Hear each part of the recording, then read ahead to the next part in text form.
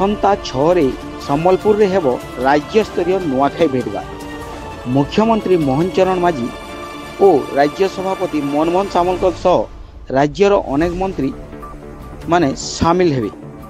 दलगत निर्विशेष पश्चिम ओडिशार समस्त दलर विधायक माने जोग देवाकू निमंत्रण कराଯାଇଛି। एथिपाई समस्त प्रस्तुति शेष हो जाइछि। शनिवार अपराह्न रे मुख्यमंत्री नुआखाई भेटघाट कार्यक्रम रे जोग देवार सूचना रही।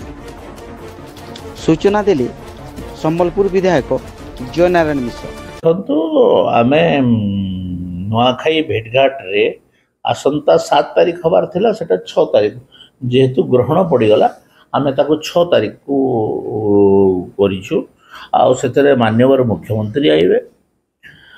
एमपी माने आसु नाहंती कारण तांको हुईप हेछि। समाने उपराष्ट्रपति निर्वाचन पई समाने दिल्ली जिबा पई कहले, किंतु आम अंचल जो विधायक सम्बलपुर सुंदरगढ़ अविभक्त सम्बलपुर अविभक्त सुंदरगढ़ अविभक्त बलागीर अविभक्त कलाहांडी तार संगे अविभक्त बौद्ध एते इवन कि आठमल्लिक छेडीपदा को भी आमे डाकिछु।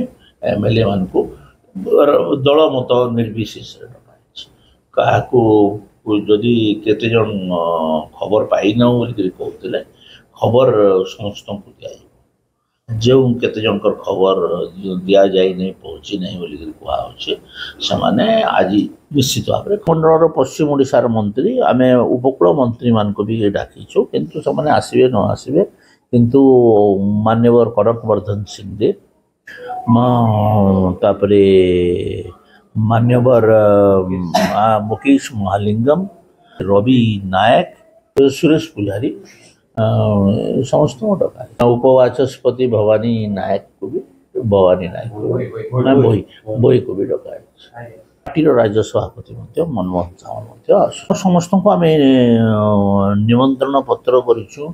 विभिन्न पोस्टर बैनर माध्यम समस्त को माने आसवाई अनुरोध करे आसीपे मना नहीं किए दिन आसुंच से प्राय 2टा बेलू से विमान रे बाहर